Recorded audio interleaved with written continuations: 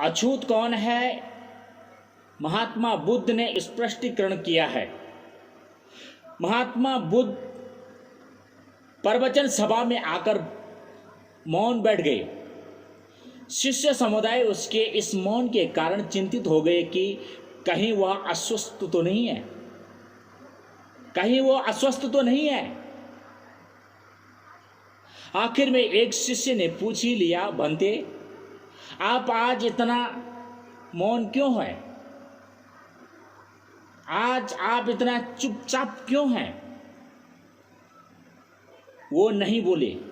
तो दूसरे शिष्य ने फिर पूछा, गुरुदेव आप स्वस्थ तो है ना? बुद्ध ने फिर भी कुछ नहीं बोला और मौन बैठा रहा। इतने में बाहर से एक व्यक्ति ने जोर से पूछा, आज आपने मुझे धर्म सभा में आने की अनुमति क्यों नहीं दी? बुद्ध ने कोई उत्तर नहीं दिया और आंखें बंद कर ध्यान मग्न हो गए। बाहर खड़ा व्यक्ति और जोर से बोलने लगा, मुझे धर्म सभा में क्यों नहीं आने दिया जा रहा है?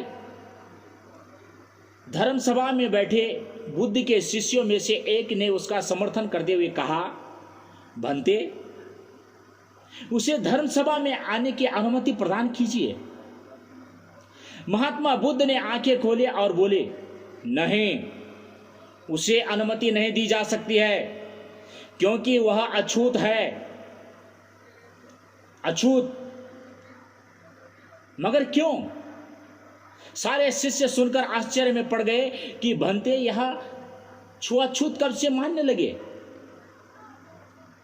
महात्मा बुद्ध ने शिष्य समुदाय के मन की भाव को ताड़ते हुए कहा, हाँ वह अशुद्ध है, वह अछूत है। वह आज अपनी पत्नी से लड़कर आया है। क्रोध से जीवन की शांति भंग होती है। क्रोधी व्यक्ति मानसिक हिंसा कर सकता है। इस क्रोध के कारण ही शारीरिक हिंसा होती है। क्रोध करने वाला अछूत होता है, क्योंकि उसकी विचार तरंगे दूसरे को भी प्रभावित करती है। इसे आज धर्म सभा से बाहर ही रहने दो। उसे वहां खड़े रहकर पश्चाताप की आग में तपकर शुद्ध होना चाहिए। शिष्यगण समझ गए कि अस्पृश्यता क्या है और अछूत कौन है। उस व्यक्ति को भी बहुत पश्चाताप हुआ। उसने कभी भी क्रोध न करने का प्रण लिया।